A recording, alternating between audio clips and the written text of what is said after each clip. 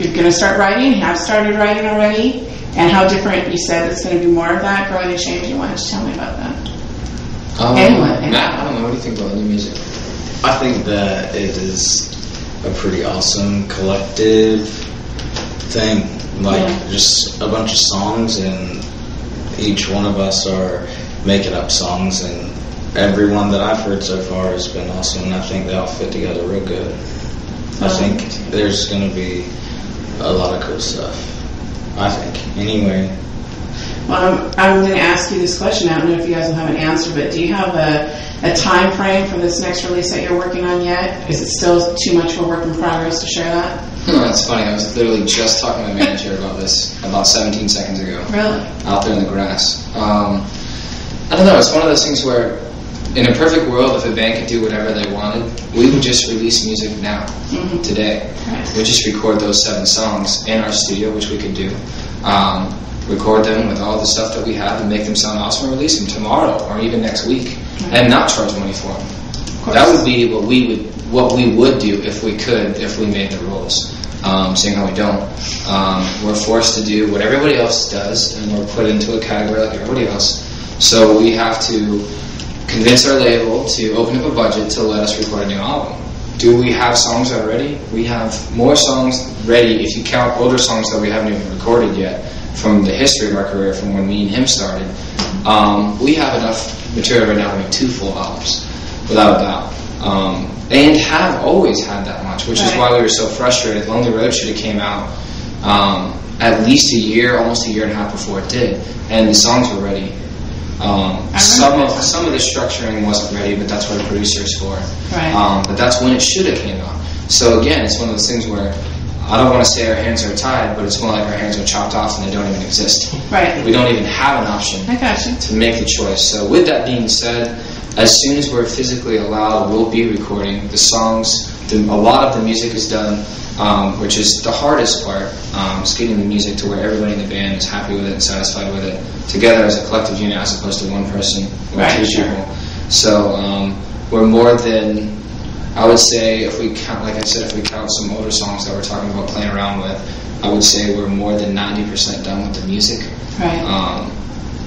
If you're talking about all completely brand new tracks that have never been heard before in the existence of man, we're still about 75% done with the music. Right. So we're looking pretty good. Sounds like we'll be ready way before our label will be ready. Sure. So as soon as they'll say, yeah, Red Jumpsuit, go ahead and record, we will. And hopefully that'll be, I mean, if it's up to me, again, in a perfect world, I'd like to be in the studio by November. Right. But I can guarantee that'll never happen. Sure. I highly doubt it. I'll be shocked. You can email me this interview and throw it on my face. Prove me wrong. And I will gladly say, you're right, and I'll still be stoked because I'll be in the studio with my friends making music, so that won't be a negative scenario. Sure. But realistically, I don't know, probably next year. Hopefully in the earlier part of the year, but most likely mid-summer to late summer to next winter, which is so long away. We'll probably have a whole different album already ready by then. Of course. So you lose, I don't know, you lose the relevance of like where you're at in the world and like how you feel about songs at the moment. That's what I was just going to say. It's just kind of unfortunate to me. I wish they could keep up. Not even with just us, with any band. If you're cranking out songs, why can't you crank out records? Why can't you put one out a year? Why not? Why is there a rule against that? Real, solid, stoked fans who are a fan of one band will buy an album a year, and everybody else won't. That's what I was going to just who cares? say. Let me just say, on the record, because they're good to me, I love Virgin, EMI, I love, they're good to me as a journalist, okay? But I also do know that it is hard for you guys because you do want to put out your music a little more often, and that's kind of the pitfall when you have a major that you're working with, and there's so many other artists on the label. Yeah. And it's all about timing, and there's so much goes into it that obviously you guys know. Well, it's not a Virgin thing for me. It's a major label. Oh, yeah, exactly. Pick any band that's what I'm saying. Yeah. Pick any band on a major. They're not popping out a CD a year, and if they are, absolutely, then good for them. I'm shocked. Yeah, I don't see that happening. Yeah, exactly. It doesn't happen. I've never heard of you, but I guess you're bigger than I imagined. Right. I don't know who you are. Well, what about, and I don't know. I know that a lot of indie labels do this sometimes, but they'll throw out an EP as a teaser ahead of time, just if you guys have songs finished as Virgin. Now, I don't know that they do that. you know, but I've never heard to of that. kind of keep the fans a little bit, you know, on board and excited about what's coming up, you know. I just got one mail the other day, you know, Lita Ford, back in the 80s. Yeah, she put out a new record, so, I mean, that's something that I always wonder why the majors don't always do. I mean, yeah, let's put an EP out, whatever, cool, yeah, put us in the studio. I mean, if that was the case, it'd already be done. You Wish I had my own label, because that's what I would do. You know? Yeah. Seriously. I would. And that's why, inevitably, most musicians, I mean, they usually wind up starting their own label. Why? Not because they care about starting a business.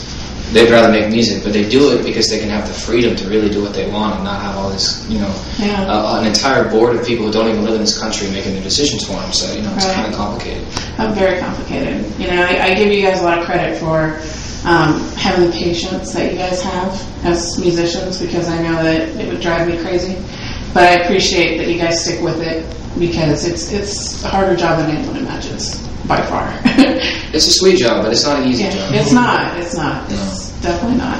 Well, so now you guys have a hometown show that's coming up, or did you just play it? We just played one. Just played one. Yeah, I actually went to that school, University of North Florida. Yeah, I went there. I played tuba and orchestra there. That's awesome. And but whatever, regardless of that, it was fun because, you know, we're all from there. Even Matt. Matt played with us a long time ago. He's our newest addition. Right. But he actually played with us years ago before we were signed. So it was kind of cool to have him back in the band. Right. And we only had to teach him basically a couple of new songs that we had just recently recorded on Lonely Road, and most of the old songs we knew. So that made it easy, I bet. A little easier transition.